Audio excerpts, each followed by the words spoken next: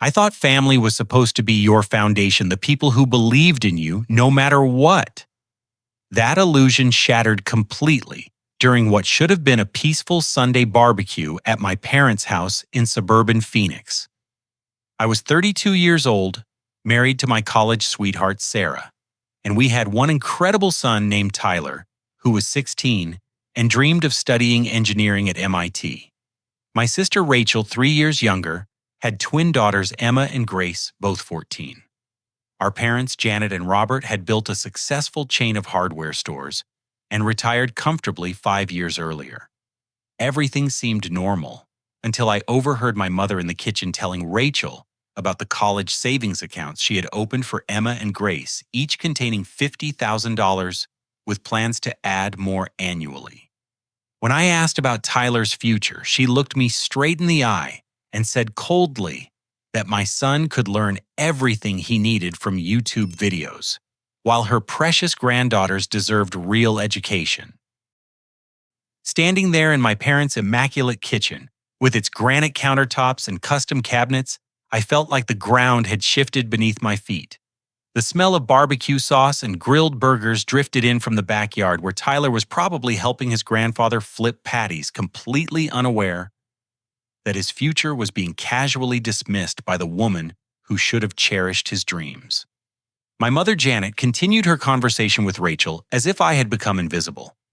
She detailed how she and my father had carefully researched the best investment strategies for college savings, consulted with financial advisors, and even opened separate accounts to maximize growth potential for my sister's daughters. The planning had been meticulous, thoughtful, and generous beyond anything I had imagined possible. Rachel nodded approvingly, her perfectly manicured fingers scrolling through her phone to show bank statements and projected growth charts. At 39, she had maintained her position as a marketing executive even after her divorce 3 years ago, largely because our parents had immediately stepped in to provide childcare and financial support during her transition. Her auburn hair was styled professionally, and she wore designer clothes that probably cost more than my monthly truck payment. When I finally found my voice, the words came out strained and confused. I asked directly about Tyler's college fund, expecting to hear about similar planning and preparation for my son's future. Instead, my mother's expression shifted to something between irritation and condescension. She suggested that Tyler was intelligent enough to figure out alternative paths to education, mentioning community college or trade school as perfectly reasonable options for someone with his background. The casual dismissal hit me like a physical blow.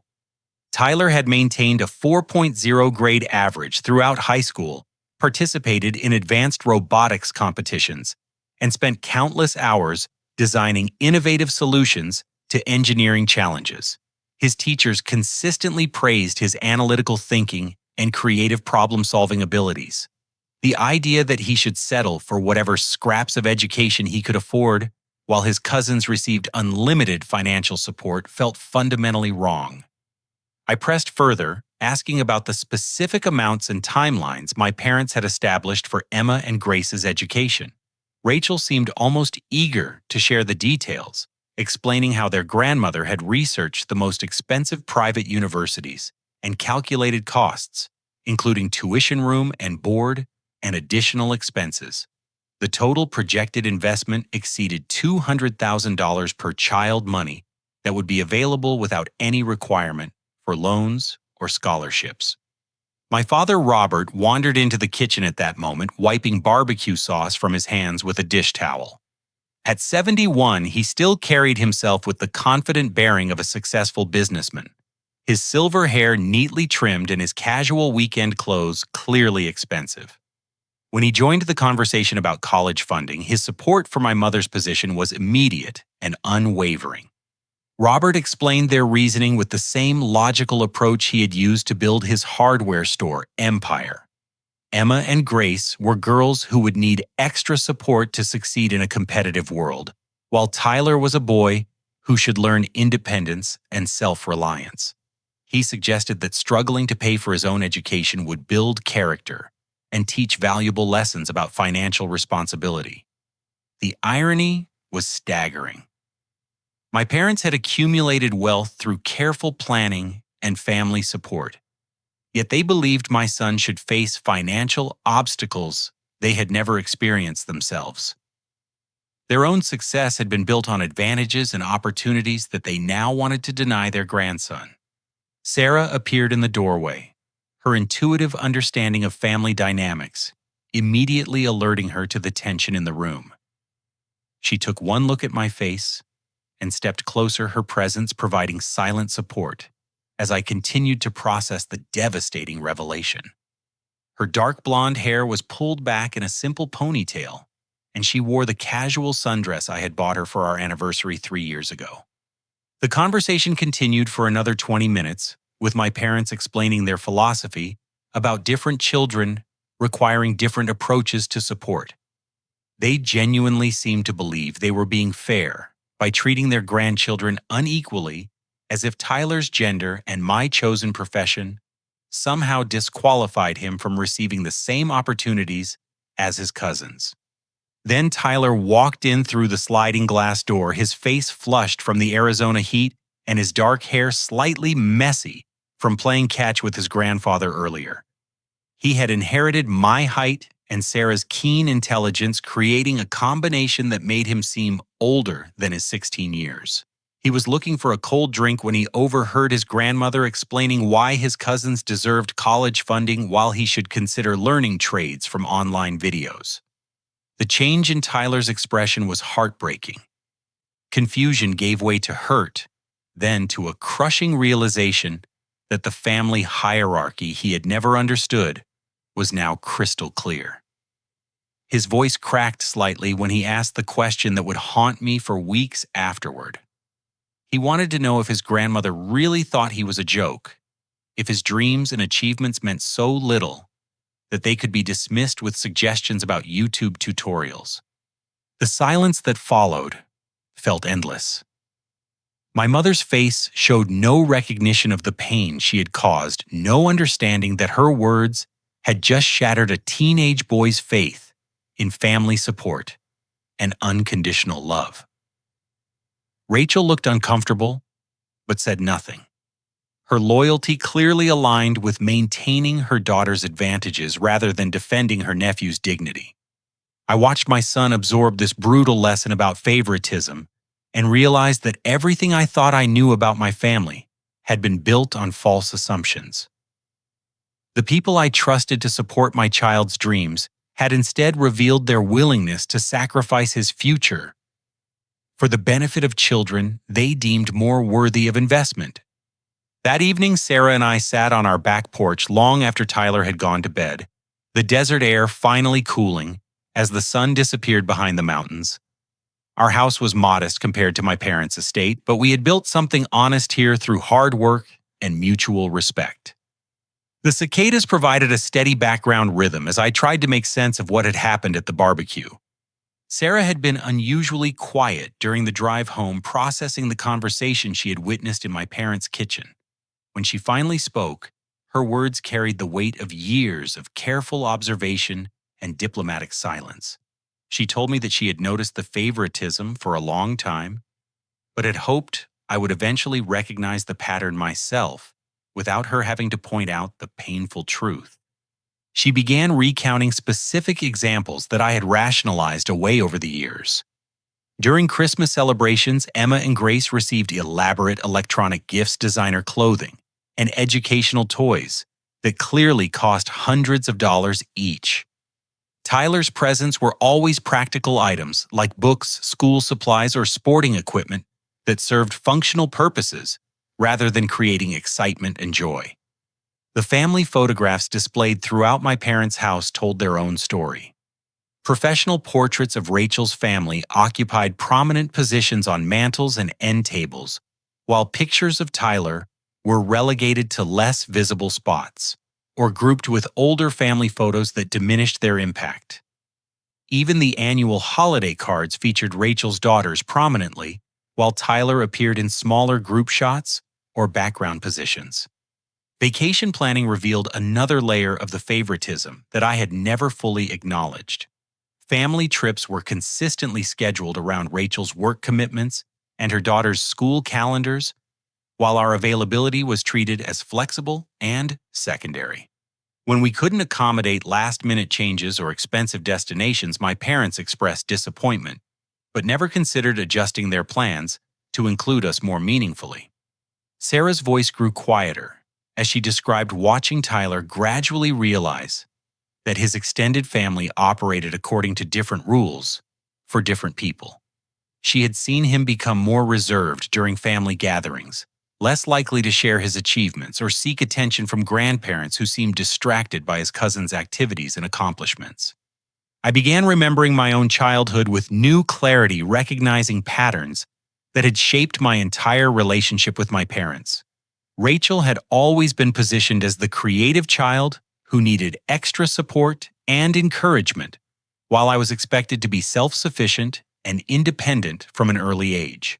When she wanted to attend expensive art school in California, my parents researched programs and visited campuses with her, ultimately paying full tuition and living expenses for 4 years.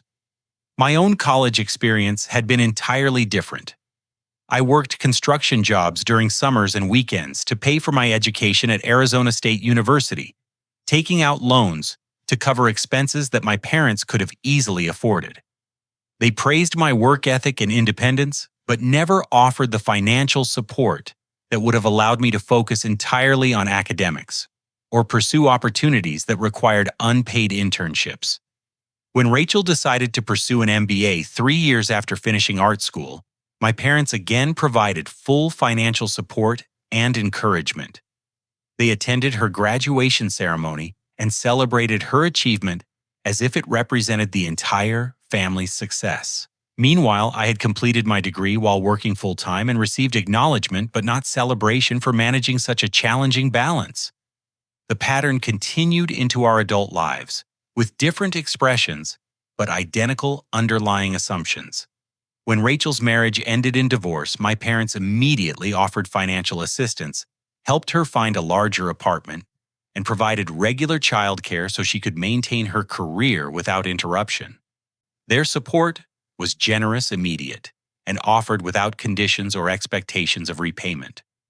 3 years earlier, when my construction business struggled during an economic downturn, I had approached my parents about a short-term loan to maintain payroll and equipment payments. Instead of offering assistance, they suggested I reduce expenses and tighten my belt until business improved. They treated my financial challenges as personal failures, rather than market conditions affecting all small businesses in the construction industry. Sarah then shared something that made my heart ache with both pride and anger. She told me that Tyler had been working part-time jobs for over 2 years, quietly earning money that he kept hidden in his bedroom, because he had overheard conversations about college costs and didn't want to burden us with his educational dreams. Our 16-year-old son had been carrying this responsibility alone, while his cousins were promised unlimited support for whatever educational paths they chose to pursue. I went upstairs immediately to Tyler's room and knocked softly on his door. When he invited me in, I found him at his desk working on robotics designs, his concentration focused on mechanical drawings that demonstrated the engineering aptitude his grandmother had so casually dismissed. He looked up with the slightly wary expression he had worn since overhearing the conversation that afternoon. I asked him directly about the part-time work that Sarah had mentioned. Tyler's face flushed with embarrassment as he explained how he had been washing dishes at Romano's Italian restaurant 3 evenings a week and tutoring younger students in mathematics and science on weekends. He had saved nearly $3,000, but was afraid to tell us because he thought we might feel guilty about not being able to provide everything he needed. The realization that my teenage son had been protecting us from his own financial concerns while working to fund his own future filled me with a complex mixture of admiration and rage. Tyler possessed the maturity and responsibility that my parents claimed to value, yet they couldn't see past their preconceptions about his worth compared to his female cousins. I sat on Tyler's bed and told him honestly about the conversation I had overheard regarding his cousin's college funds. I explained that his grandmother's attitude didn't reflect his value or potential, and that his father would find ways to support his educational goals, regardless of extended family politics. Tyler listened carefully, then asked quietly whether his cousins knew about the financial disparity, and whether they understood how much their opportunities cost in terms of family relationships. That conversation with my son crystallized something important for me. This wasn't just about money or college funding. This was about respect, dignity, and the fundamental question of whether Tyler would grow up believing he was less valuable than other family members. The pattern of favoritism that I had tolerated in my own childhood was now poisoning my son's sense of self-worth, and I couldn't allow that damage to continue unchallenged. I promised Tyler that night that we would find solutions together, and that his dreams were just as important as anyone else's in our family. I also promised myself that I would stop making excuses for behavior that hurt people I loved, regardless of how difficult the confrontation might become. The next morning, I woke up with a clearer sense of purpose than I had felt in years. While Sarah made coffee and Tyler prepared for school, I started making phone calls to understand exactly how my parents' favoritism had affected not just their grandchildren's futures, but my own professional opportunities as well. My first call was to Jim Morrison, a longtime family friend, who owned several commercial properties around Phoenix. 3 months earlier, Jim had mentioned a major renovation project, but never followed up with details, despite my multiple attempts to submit a proposal. When I reached him that Monday morning, his uncomfortable tone immediately told me there was more to the story than scheduling conflicts or budget constraints. After some persistent questioning, Jim reluctantly admitted that my mother had contacted him directly to recommend Rachel for the marketing consultation aspects of his project. Janet had suggested that Rachel's expertise would be valuable for attracting quality tenants, and during that conversation, she had made comments about my business being overwhelmed with residential work and potentially unreliable for commercial deadlines. The contract Rachel ultimately received was worth over $200,000 annually, providing marketing services for Jim's entire property portfolio. Meanwhile, my construction company had been effectively blacklisted from consideration for the renovation work that would have generated roughly $150,000 in revenue over 6 months. I spent the rest of the morning calling other potential clients who had seemed interested in my services, but never moved forward with contracts. The pattern that emerged was both clear and devastating. My mother had been actively networking within their social circle promoting Rachel's business, while subtly undermining confidence in my company's reliability and professionalism. Frank Rodriguez, who owned a chain of auto repair shops, told me directly that Janet had warned him about small construction companies taking on projects beyond their capabilities. She had recommended larger firms with established track records, effectively pricing me out of consideration despite my competitive bids and excellent references from previous clients. Maria Thompson, whose restaurant renovation I had been discussing for months, revealed that my mother had suggested she consider contractors with more experience in commercial kitchen installations. The irony was particularly bitter because I had successfully completed similar projects, but my mother had convinced Maria that my primarily residential background made me unsuitable for commercial work. By lunchtime, I calculated that my parents' interference had cost my business approximately $200,000 in lost revenue over the past 3 years. Their sabotage had been systematic and effective, conducted through their extensive social network with enough subtlety that I had never suspected their involvement in my professional struggles. That afternoon, Janet called to invite our family to dinner on Friday evening, ostensibly, to continue discussing Tyler's educational options. Her tone was artificially cheerful, as if the previous day's conversation had been a minor misunderstanding rather than a devastating revelation about family priorities and values. I agreed to attend, but spent the remainder of the week preparing for what I knew would be a confrontational conversation. I researched college costs, financial aid options, and scholarship opportunities, that would demonstrate Tyler's viability as a student worthy of investment. I also documented the business interference I had discovered, though I wasn't yet sure how to address that particular violation of family trust. Friday evening arrived with typical Arizona heat, the kind of dry warmth that made air conditioning a necessity rather than a luxury. My parents' house sat on 2 acres in an upscale neighborhood surrounded by mature landscaping that required professional maintenance and automatic irrigation systems. The circular driveway accommodated multiple vehicles, and the Spanish tile roof reflected their taste for expensive low-maintenance materials. Rachel arrived precisely on time with Emma and Grace, both girls wearing matching outfits that clearly came from high-end department stores. Emma had inherited her mother's auburn hair and confident bearing, while Grace possessed a quieter intelligence that reminded me of Tyler's thoughtful approach to problem-solving. Both girls greeted their grandparents with enthusiastic hugs and immediately began sharing stories about their school activities and achievements. Tyler sat quietly on the leather sofa in my parents' living room, observing the family dynamics with new awareness of his position in the hierarchy.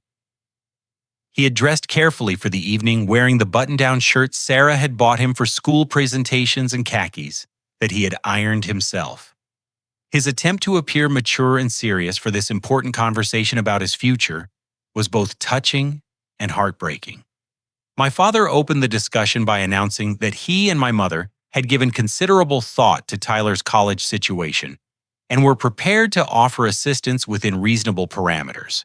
Robert's tone suggested he considered this a generous gesture rather than a basic responsibility of grandparents who had the financial means to support their grandchildren's education. The offer was precisely what I had expected after witnessing their conversation with Rachel. They were willing to contribute $10,000 toward Tyler's first year of community college, provided he maintained excellent grades and pursued a practical degree program that would lead to immediate employment opportunities. The conditions were presented as character-building requirements that would teach important lessons about earning rewards through hard work and responsible choices. Janet emphasized their belief that starting at community college would help Tyler appreciate the value of education and develop study habits before transferring to a 4-year university. She made this sound like educational wisdom rather than a cost-saving measure that would provide minimal support compared to the unlimited funding promised to Emma and Grace. Rachel then produced a folder containing detailed information about Emma and Grace's educational plans, clearly prepared in advance to demonstrate the thoroughness of their academic preparation. She had researched private college preparatory schools that would optimize their high school experience for admission to prestigious universities. The annual tuition for these preparatory programs exceeded $15,000 per student, amounts that my parents had already committed to covering completely. The presentation continued with projected costs for university education, graduate school options, and even study abroad programs that would enhance the girls' competitiveness for internships and career opportunities. The total educational investment being planned for each of Tyler's cousins approached $400,000, not including living expenses or supplementary programs. Tyler listened to this detailed explanation of his cousin's educational future with admirable composure, occasionally asking thoughtful questions about specific programs or requirements. His genuine interest in their opportunities demonstrated the generous character that made his grandmother's dismissal even more cruel and incomprehensible. When Tyler finally had an opportunity to present his own educational research, his preparation was immediately obvious.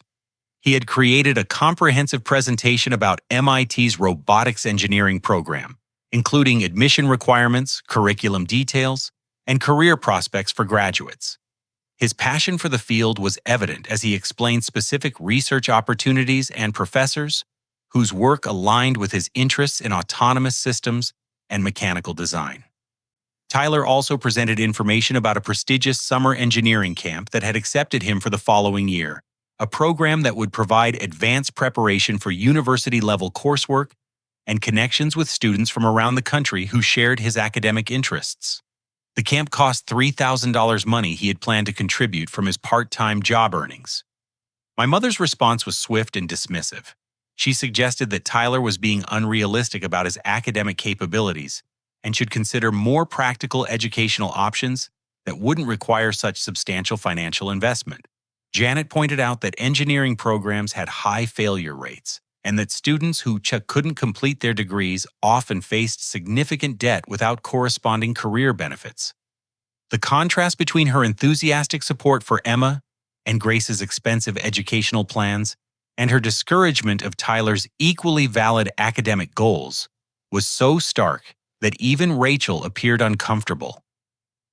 My sister had remained silent during Tyler's presentation, perhaps recognizing the unfairness of the situation, even as she benefited from it.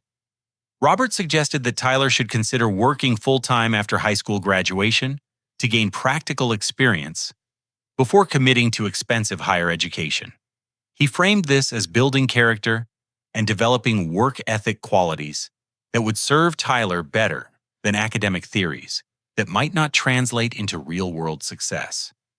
The final blow came when Janet casually mentioned that Emma and Grace would begin attending private college preparatory schools in the fall with full tuition transportation and supplementary program costs covered by their grandparents' educational trust.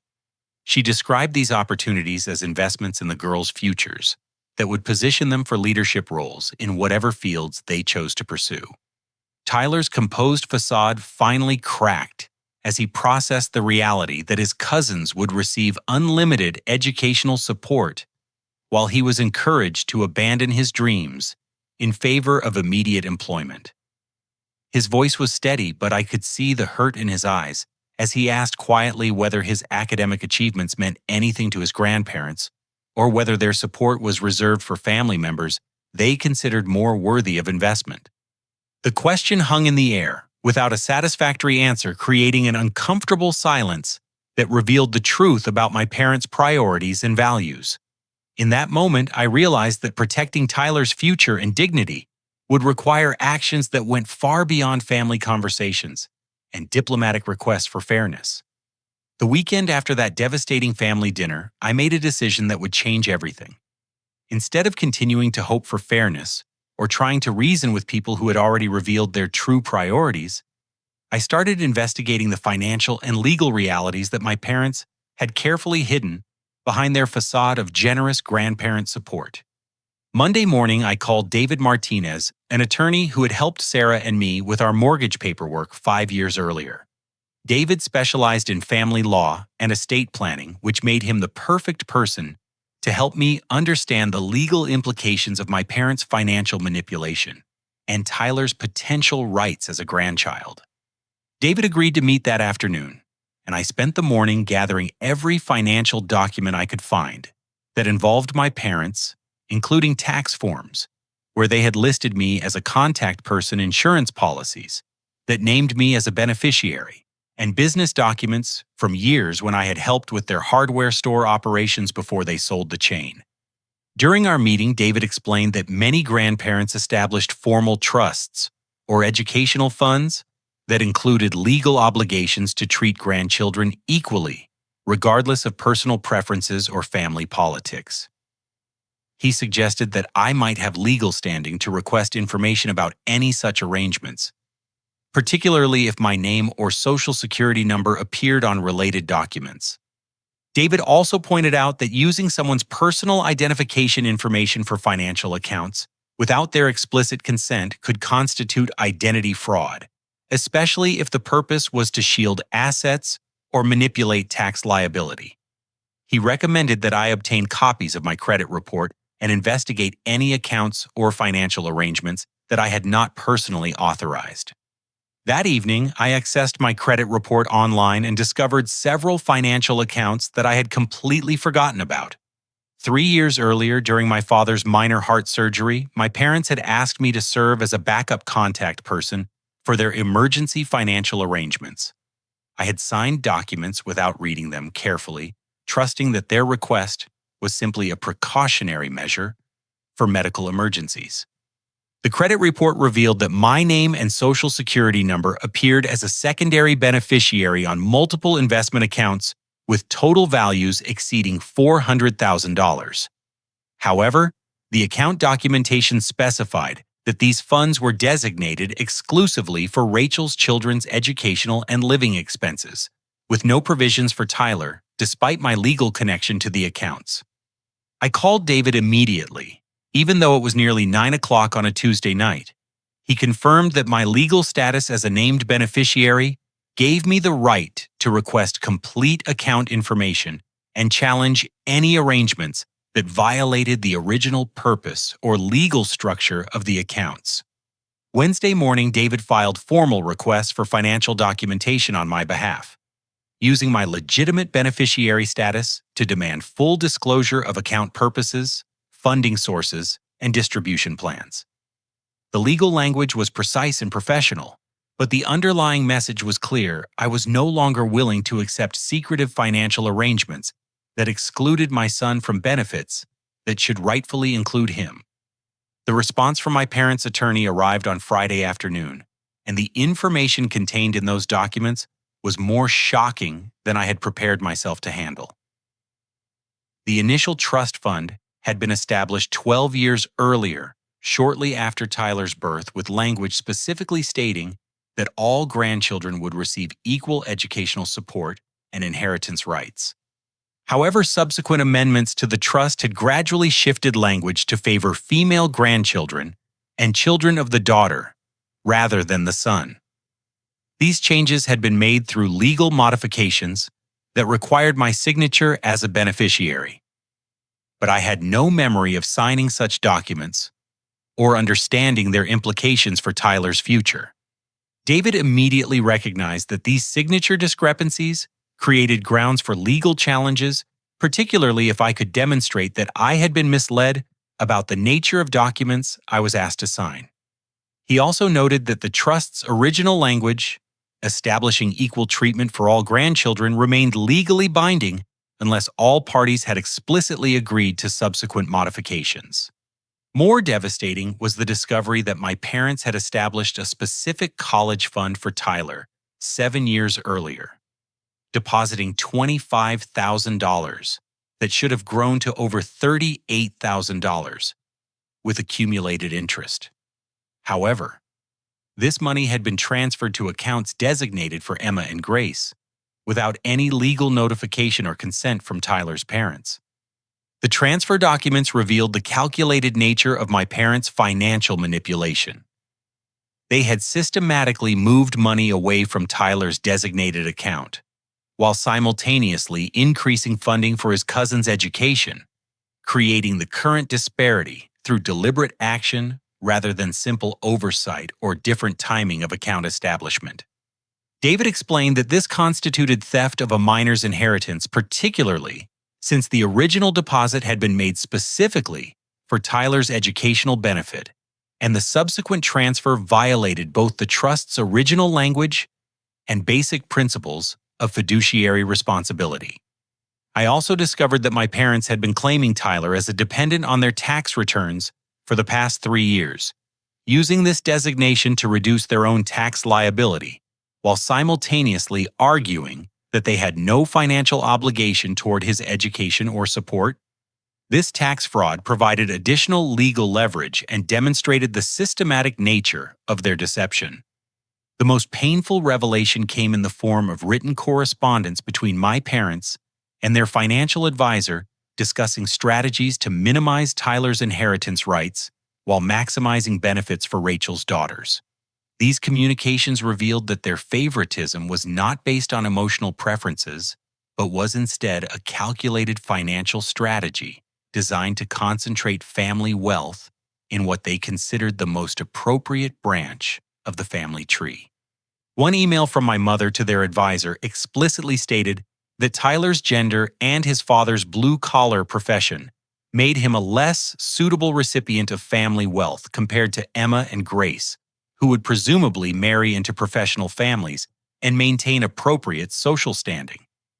The casual cruelty of reducing my son to a financial calculation based on gender and class prejudices was almost impossible to process. By the end of that week, I had legal documentation proving that my parents had stolen from my son, committed tax fraud by claiming him as a dependent without permission, and violated the terms of their own trust fund through discriminatory distribution practices. The total value of Tyler's legitimate claims exceeded $90,000, not including penalties, and accumulated interest that courts typically awarded in such cases. Sarah and I spent that weekend discussing our options and their implications. We could pursue legal action that would recover Tyler's money and establish his rights, but the process would permanently destroy any possibility of maintaining family relationships with my parents or Rachel. Alternatively, we could continue hoping for voluntary fairness from people who had already demonstrated their willingness to steal from their own grandson. Tyler participated in these conversations with remarkable maturity, understanding that his parents' decision would affect not only his educational opportunities, but also his extended family relationships for the rest of his life. His perspective was both wise and heartbreaking. He wanted the chance to attend MIT and pursue his engineering dreams, but he also didn't want his success to come at the cost of family destruction. I realized that my son was offering to sacrifice his own future to preserve relationships with people who had already shown they were willing to sacrifice his future for their preferred grandchildren. The generosity of his position only strengthened my resolve to fight for what was legally and morally his, regardless of family political consequences.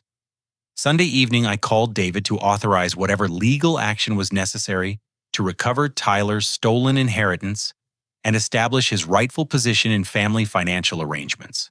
The conversation was brief but decisive. We would pursue justice through proper legal channels and let my parents deal with the consequences of their own choices and actions. Monday morning marked the beginning of what I privately called Operation Tyler's Future. Instead of immediately confronting my parents or revealing the legal action I had authorized, I decided to gather additional evidence and establish strategic positions that would maximize our chances of complete success. My first priority was documenting the business sabotage that had cost my construction company approximately $200,000 in lost revenue. I created a detailed timeline of missed opportunities, including dates, client names, and specific comments that potential customers had made about recommendations from my parents or their social circle. I called Tom Bradley, the contractor, who had ultimately received the Morrison restaurant renovation project that my mother had steered away from me. Tom was confused about why I was asking, but he confirmed that Janet had contacted Maria Thompson directly to suggest that my company lacked experience with commercial kitchen installations. Tom had been surprised to win the contract because his bid was actually higher than mine. But Maria had specifically mentioned concerns about my qualifications that she had heard from family sources. This conversation led me to understand that my parents hadn't simply failed to promote my business. They had actively undermined my professional reputation within their extensive social network. The impact extended beyond individual lost contracts to a general erosion of confidence in my company's capabilities among potential clients who valued my parents' opinions and recommendations. I spent Tuesday documenting every instance of professional interference I could verify, creating a comprehensive record that demonstrated the systematic nature of their sabotage. The financial impact was substantial, but the damage to my reputation and professional relationships was even more significant because it would continue affecting my business for years without corrective action. Meanwhile, David's legal investigation had uncovered additional irregularities in my parents' financial arrangements. The trust fund modifications that had reduced Tyler's inheritance rights appeared to include forged signatures on documents that I had supposedly signed but had no memory of reviewing. Handwriting analysis would be necessary to prove this definitively, but the preliminary evidence suggested that my consent had been fraudulently obtained for changes that violated my son's interests. Wednesday afternoon, I received a call from Janet inviting our family to dinner on Friday evening to finalize Tyler's college funding arrangements. Her tone was pleasant and confident, suggesting that she expected me to accept their inadequate offer and express appropriate gratitude for their limited generosity. The timing was perfect for implementing the next phase of my strategic response. I accepted the invitation enthusiastically, telling my mother that Tyler and I had prepared additional information about his educational goals and were looking forward to discussing specific funding mechanisms with her and my father. Janet seemed pleased by my cooperative attitude, apparently interpreting my enthusiasm as acceptance of their terms rather than preparation for a confrontation she wasn't expecting. Thursday morning, David filed formal legal challenges to the trust fund modifications and initiated the process of recovering Tyler's stolen college money. The legal documents would be served on my parents' attorney Friday morning, approximately 6 hours before our scheduled family dinner. The timing would ensure that they received official notification of the legal action, but wouldn't have time to prepare defensive strategies or attempt to manipulate the situation through emotional appeals. I also spent Thursday afternoon visiting potential clients who had been influenced by my parents' negative recommendations, armed with documentation of my company's actual track record and references from satisfied customers. My goal was to begin repairing my professional reputation before word of our family legal battle became public knowledge within their social circle. Frank Rodriguez agreed to reconsider my company for his upcoming expansion project, especially after I showed him photographs and customer testimonials from similar work I had completed successfully. He admitted that Janet's warnings about small contractors had made him unnecessarily cautious, but my documentation convinced him that her concerns had been unfounded and possibly motivated by factors unrelated to my professional capabilities. Maria Thompson was even more receptive when I explained that my mother's comments about my commercial kitchen experience had been inaccurate. I'd actually completed 3 restaurant renovations in the past 2 years, all with excellent results and satisfied customers who were willing to provide references. Maria scheduled a meeting for the following week to discuss her project in detail, suggesting that my parents' interference had cost me a valuable contract based on false information. Friday morning arrived with the kind of crystal-clear Arizona sky that made the desert landscape look deceptively peaceful. I dressed carefully for work, knowing that the day would end with a confrontation that would permanently change my family relationships, but hopefully secure my son's future and restore my professional reputation. David called at 10:30 to confirm that legal documents had been served on my parents' attorney and that formal proceedings were now officially underway. The trust fund challenges would take several months to resolve completely, but the initial injunctions would freeze any further transfers of Tyler's designated funds and require full accounting of all previous financial transactions. I spent the rest of the day working on a residential addition project, finding that physical labor helped me process the emotional complexity of what I was about to do.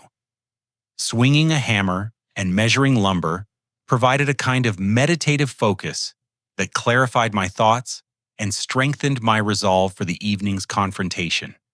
Sarah picked Tyler up from school and took him shopping for new clothes for our family dinner, explaining that this would be an important evening for his future and that he should dress to demonstrate his maturity and seriousness about his educational goals. Tyler chose a navy blue blazer that made him look older than 16 and gave him confidence for what he understood would be a crucial conversation. That evening, we arrived at my parents' house exactly on time, presenting ourselves as a united family, ready to discuss Tyler's future with optimism and determination. I had prepared Tyler for the possibility that his grandparents might react badly to the legal challenges, but I assured him that securing his rightful inheritance was worth whatever family political consequences might follow. Rachel's car was already in the driveway when we arrived, and through the large front windows I could see Emma and Grace setting the dining room table with my mother's expensive china and crystal glasses. The scene looked peaceful and civilized, providing no hint of the legal and financial storm that was about to engulf my parents' carefully controlled family narrative.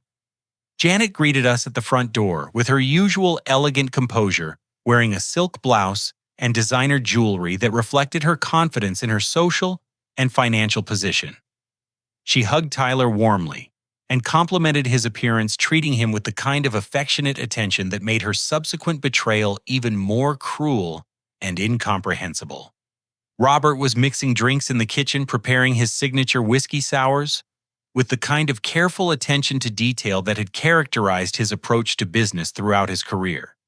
He seemed relaxed and pleased with himself, clearly anticipating a pleasant evening of family discussion that would result in everyone accepting his generous offer to support Tyler's community college education. During cocktail hour, conversation focused on safe topics like Tyler's robotics projects and Emma and Grace's school activities.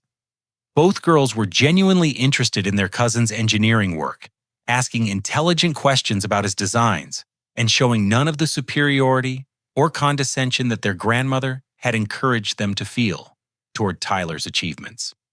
The contrast between the girls' natural family affection and their grandmother's calculated favoritism was striking. Emma and Grace clearly liked and respected their cousin, but they had been systematically taught to expect different treatment and opportunities based on their gender and their mother's position in family hierarchy. Dinner proceeded normally until my father announced that he was ready to finalize Tyler's educational funding arrangements. Robert's tone was ceremonial, as if he were bestowing a great honor rather than offering minimal support, while simultaneously stealing money that already belonged to his grandson. He began by restating the terms of their offer: $10,000 toward community college tuition contingent on Tyler maintaining excellent grades and pursuing a practical degree program that would lead to immediate employment. Robert emphasized that this generous support came with expectations and responsibilities that would help Tyler develop character and appreciate the value of education. I let him finish his entire presentation before responding calmly that Tyler would not be attending community college because he had other educational options that better suited his academic abilities and career goals. I explained that recent financial developments had made it possible for Tyler to pursue his dream of studying engineering at MIT, assuming his application was successful and he met their admission requirements. The confusion on my parents' faces was immediate and obvious. Janet asked where the money for such an expensive education would come from, given that our family financial situation hadn't changed significantly since our previous conversation about Tyler's limited options. I smiled and explained that Tyler's college fund had always existed. It had simply been hidden from us through financial manipulations that were now being corrected through appropriate legal channels. I mentioned that David Martinez had been very helpful in identifying and recovering educational funds that had been established in Tyler's name, but improperly transferred to other accounts without proper authorization. The silence that followed was profound. Robert's face went through several color changes as he processed the implications of my statement, while Janet's elegant composure cracked to reveal the kind of panic that comes from realizing that carefully constructed plans are collapsing beyond repair. Rachel looked confused and frightened, clearly understanding that family legal battles would affect her daughter's financial security, but not yet grasping the full scope of what was happening. Emma and Grace seemed bewildered by the sudden tension among the adults, their innocent confusion highlighting the damage that family financial manipulation causes to relationships across generations. Tyler sat quietly throughout this exchange, watching his grandparents realize that their grandson was not the powerless victim they had assumed him to be. His expression remained respectful but determined, showing that he understood the significance of this moment for his future and his family's integrity. The transformation in my parents' demeanor was immediate and dramatic. Robert's face flushed red as he demanded to know what legal action I had taken and how I dared to involve attorneys in private family financial matters. His voice carried the authoritative tone he had used throughout my childhood, the assumption that his disapproval alone would be sufficient to make me back down from challenging his decisions. Janet's response was more calculated and strategic. She suggested that there had obviously been some misunderstanding about family financial arrangements, and that involving lawyers would only create unnecessary expense and conflict that could be resolved through direct conversation between reasonable family members. I remained calm as I explained that the legal documentation David had obtained showed systematic theft of Tyler's inheritance, fraudulent use of my identity on financial documents, and tax fraud through unauthorized dependent claims. These weren't misunderstandings or family disputes. They were criminal violations of trust and legal violations that had specific consequences under Arizona law. Rachel finally found her voice to ask how this situation would affect Emma and Grace's educational funding.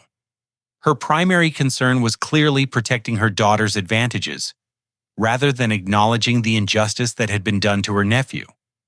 The question revealed that she understood the financial manipulations had been designed to benefit her children at Tyler's expense. Robert's anger escalated as he accused me of being ungrateful for years of family support and suggested that Tyler was being manipulated into believing he deserved more than what his grandparents were willing to provide. His words revealed the fundamental assumption that had governed our family relationships, that my parents' financial support came with conditions and obligations that superseded basic fairness or legal rights.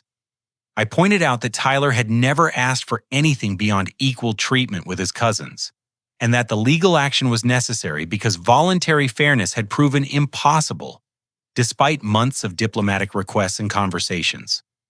The evidence showed deliberate discrimination and theft, not accidental oversight or different approaches to grandparent support. Janet tried a different approach, appealing to family unity and suggesting that legal battles would permanently damage relationships that should be preserved for the grandchildren's benefit. She painted herself as a victim of aggressive legal action rather than acknowledging her role in creating the situation through years of systematic favoritism and financial manipulation. David had prepared me for this exact emotional manipulation warning that people who commit financial fraud often position themselves as victims when confronted with legal consequences. I remained focused on the documented facts. Tyler's money had been stolen. My identity had been used without permission, and the trust fund modifications violated both legal requirements and basic principles of fiduciary responsibility. Tyler spoke up for himself at this point, addressing his grandparents directly with remarkable composure and maturity. He explained that he didn't want their money if it came with conditions that treated him as less valuable than his cousins, but he did want the money that had been designated for his education and then stolen without his knowledge or consent. His words cut through the emotional manipulation and false narratives to focus on the essential issue. Tyler was not asking for charity or special treatment. He was simply claiming what was legally and morally his. The distinction was crucial because it exposed my parents' position as fundamentally indefensible. Emma and Grace looked increasingly uncomfortable as they began to understand that their educational advantages had been created through financial arrangements that cheated their cousin out of his rightful inheritance. Both girls seemed genuinely distressed by this revelation, their natural sense of fairness conflicting with years of being taught that they deserved superior treatment.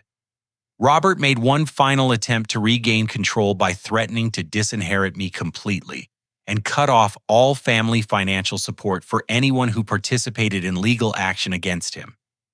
His ultimatum revealed the extent to which he had used money as a tool for controlling family relationships and enforcing his preferences about how grandchildren should be treated.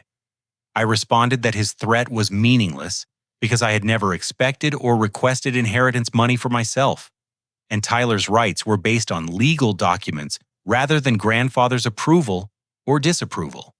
The trust fund language establishing equal treatment for all grandchildren remained binding regardless of Robert's current emotional state or his displeasure with being held accountable for his financial manipulation. Sarah finally spoke up to support Tyler and defend our family's position. She pointed out that my parents had created this crisis through their own discriminatory choices and that legal action was necessary because they had repeatedly refused to acknowledge or correct their unfair treatment of their grandson? Her words carried particular weight because Sarah had maintained diplomatic relationships with my parents for years, avoiding confrontation even when she witnessed obvious favoritism. Her decision to speak up publicly demonstrated that their behavior had become too extreme to ignore or rationalize away through family loyalty. The dinner ended abruptly when Robert demanded that we leave his house immediately and declared that we were no longer welcome at family gatherings until we withdrew the legal action and apologized for our disrespectful treatment of grandparents who had always been generous and supportive.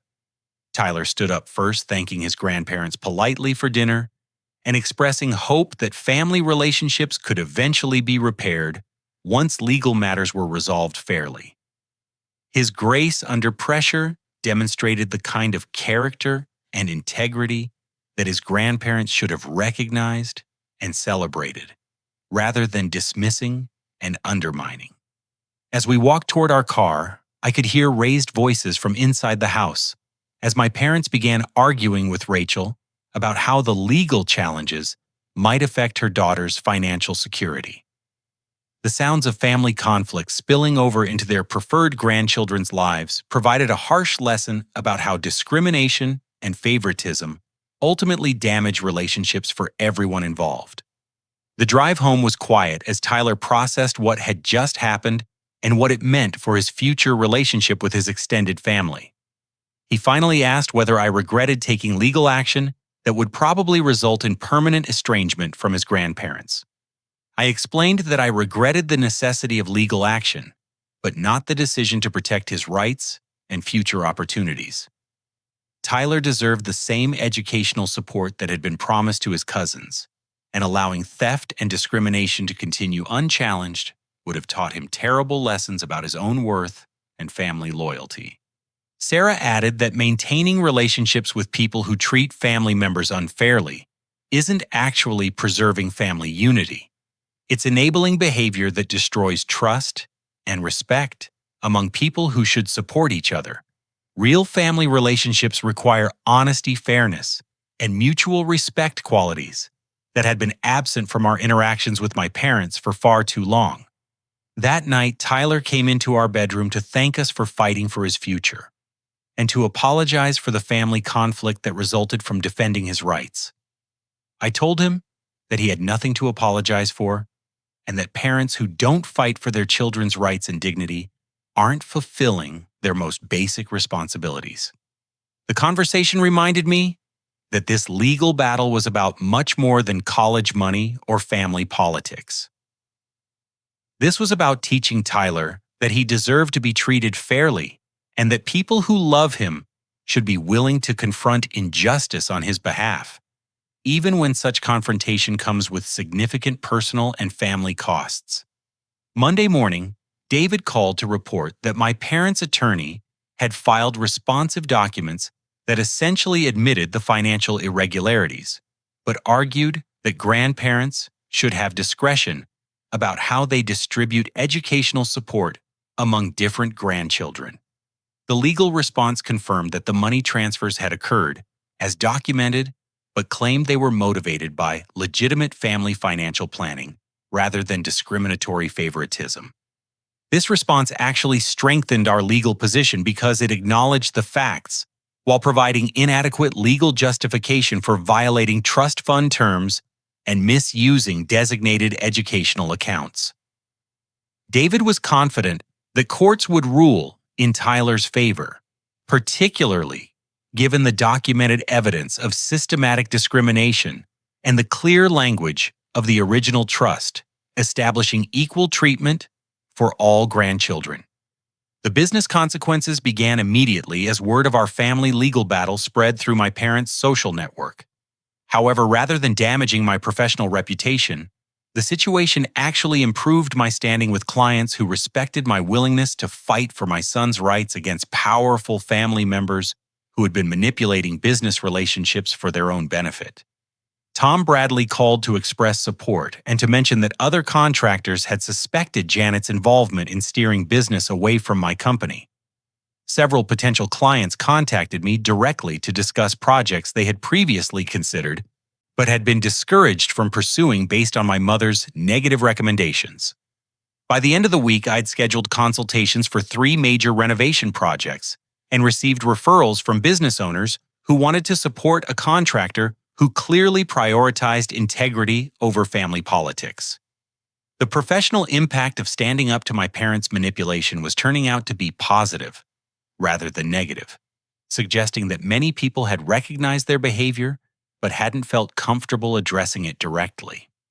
3 months later, the legal resolution exceeded even David's optimistic predictions. The court ruled comprehensively in Tyler's favor, ordering complete restitution of his stolen college fund, plus accumulated interest and penalties totaling $96,000. The judge's written decision specifically criticized my parents' discriminatory trust fund modifications and their improper use of my identity on financial documents without clear consent. More importantly, the court invalidated all trust fund amendments that had reduced Tyler's inheritance rights, restoring the original language that guaranteed equal treatment for all grandchildren.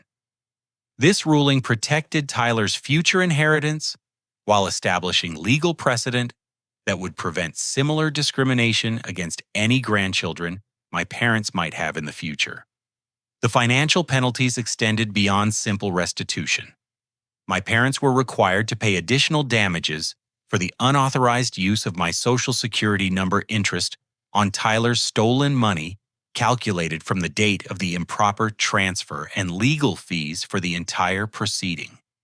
The total judgment exceeded $120,000 money that would cover Tyler's complete undergraduate education at MIT, with funds remaining for graduate school if he chose to pursue advanced degrees.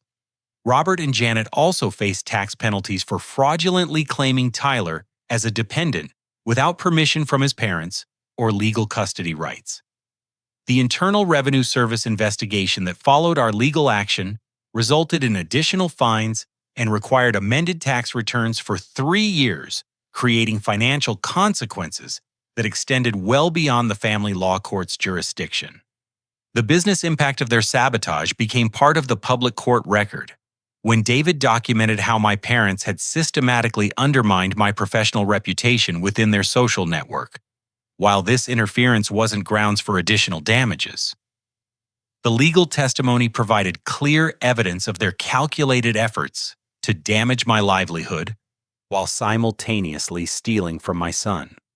Rachel's relationship with our parents deteriorated significantly when she learned that their financial manipulation had created legal vulnerabilities that threatened Emma and Grace's educational funding. The trust fund restoration that protected Tyler also established oversight mechanisms that would prevent future discriminatory distributions, limiting my parents' ability to favor Rachel's daughters over other family members. Emma and Grace actually benefited from these legal protections because the court ordered professional management of educational funds rather than allowing continued manipulation by grandparents whose judgment had been proven unreliable and discriminatory. Both girls would receive exactly the same educational support as Tyler, but through properly managed accounts that couldn't be altered based on family politics or personal favoritism.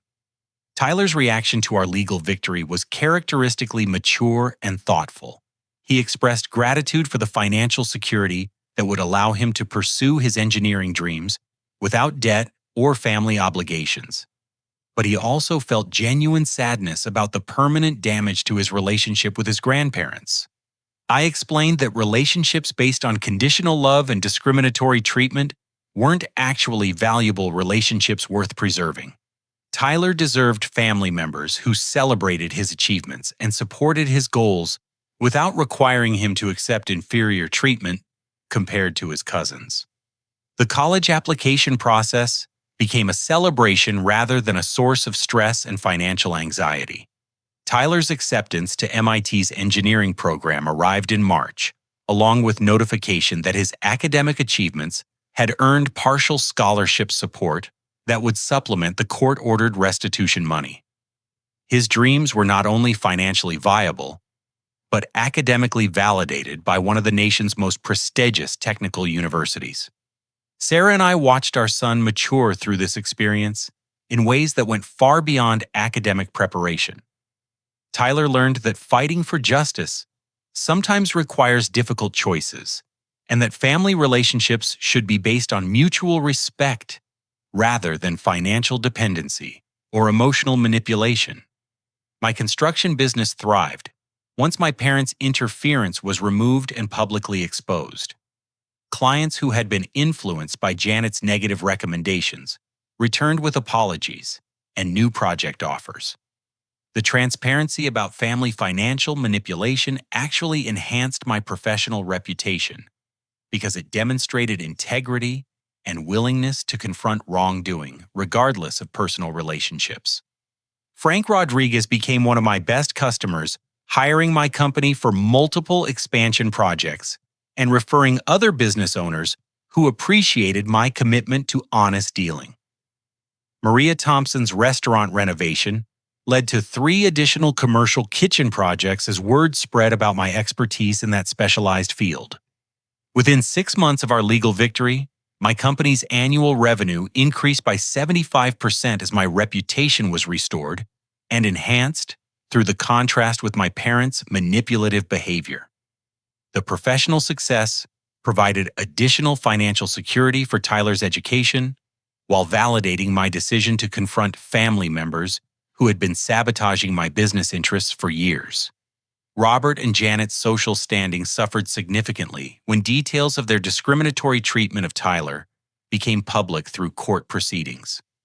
Friends and business associates who had respected their financial success began questioning their character and judgment when evidence of systematic favoritism and identity fraud became part of public legal records. The hardware store chain they had built and sold was managed by new owners who distanced themselves from any association with the legal controversies surrounding Robert and Janet's family financial management. Former employees and business partners expressed disappointment and surprise at learning about behavior that contradicted their public image as successful and generous community members. Tyler's high school graduation became a powerful symbol of triumph over adversity and family obstacles.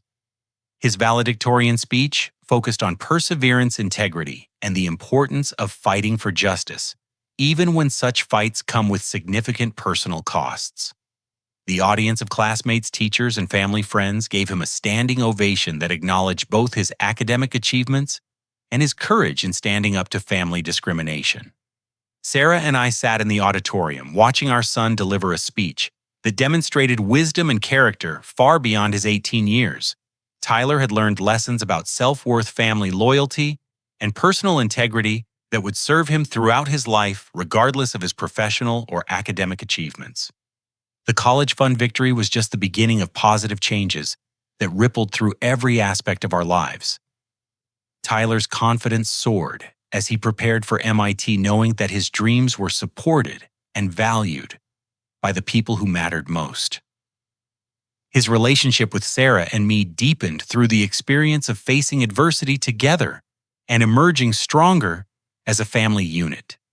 Emma and Grace eventually reconnected with Tyler through social media and family friends expressing admiration for his courage in confronting injustice and curiosity about his engineering studies. Both girls seemed relieved to escape the artificial competition their grandmother had created between cousins who should have been natural allies and friends. Rachel's attempts to repair her relationship with me were complicated by years of enabling our parents' discriminatory behavior and actively participating in Tyler's exclusion from family financial support. However, she did acknowledge that Tyler had been treated unfairly and expressed genuine remorse for her role in perpetuating a system that hurt her nephew while benefiting her daughters. As Tyler prepared to leave for MIT in August, he thanked me for teaching him that standing up for what's right is more important than maintaining comfortable relationships with people who treat others unfairly. He promised to remember these lessons throughout his career and to use his education and opportunities to help other people who face discrimination or injustice in their own families or communities. The life lesson that emerged from this experience was profound and lasting. Protecting the people you love sometimes requires confronting the people you love. And true family relationships are built on respect and fairness, rather than financial dependency or emotional manipulation. Tyler learned that his worth wasn't determined by other people's opinions or financial support, and that fighting for justice creates positive change that benefits entire families for generations. Our family attended Tyler's MIT orientation together in September, watching him begin the educational journey that his grandparents had tried to deny him. The young man who registered for mechanical engineering classes had grown through adversity into someone who understood both his own value and his responsibility to stand up for others who faced similar challenges. The financial security we had won through legal action was important, but the lessons about integrity, self-worth, and family loyalty were invaluable gifts that would influence every relationship and decision Tyler would make throughout his life. He had learned that some battles are worth fighting regardless of their cost, and that protecting your dreams sometimes requires courage to confront people who should be supporting those dreams, but choose favoritism instead. Standing in Tyler's dormitory on move-in day, Sarah and I felt proud, not just of his academic achievements, but of the young man he had become through facing and overcoming family adversity. The boy who had asked whether his grandmother thought he was a joke had grown into someone who knew his own worth and understood his responsibility to fight for fairness and justice in whatever circumstances life might present. Have you ever had to choose between maintaining family peace and fighting for what you believe is right? How did you handle a situation where people you trusted weren't treating you fairly? I'd love to hear your thoughts and experiences in the comments below. If this story reminded you of challenges in your own life, please hit the like button and subscribe for more stories about overcoming adversity and standing up for what matters most. Share this with someone who might need encouragement to fight for their own dreams. And remember that sometimes protecting your future requires the courage to confront people who should be protecting it themselves. Thank you for listening to Tyler's story and for supporting families who refuse to accept discrimination disguised as love. I hope you find the strength to fight your own battles and the wisdom to know when those battles are worth the cost of victory.